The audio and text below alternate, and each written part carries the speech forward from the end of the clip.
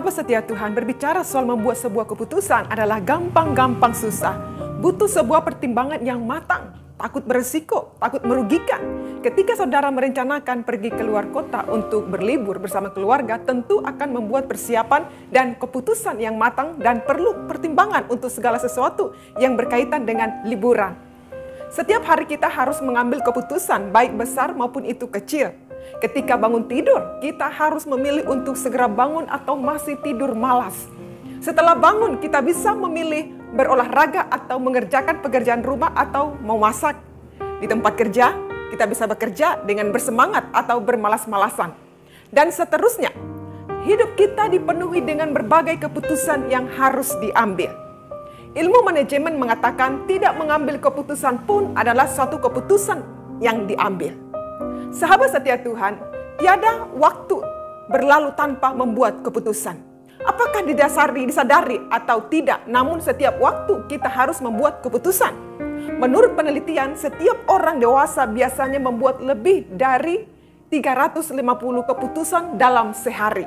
Artinya, apa saja aktivitas yang kita lakukan senantiasa berhubungan dengan aktivitas otak yang mendorong kita membuat keputusan. Kita hidup hari ini karena keputusan-keputusan yang dibuat pada masa lalu. Dan semua keputusan yang kita buat hari ini akan kita hidupi di masa depan. Karena itu, kita harus bijak dalam mengambil keputusan apapun. Belajar dari peristiwa yang pernah dialami oleh 4 orang kusta dalam 2 Raja-Raja 7 ayat 4 tertulis demikian.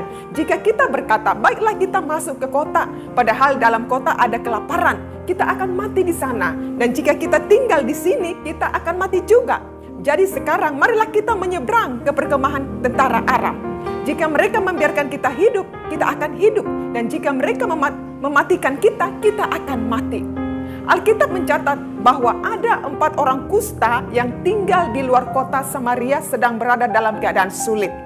Mereka terancam mati kelaparan jika tidak segera memperoleh makanan. Bukan keempat orang ini saja yang di dalam kondisi sulit.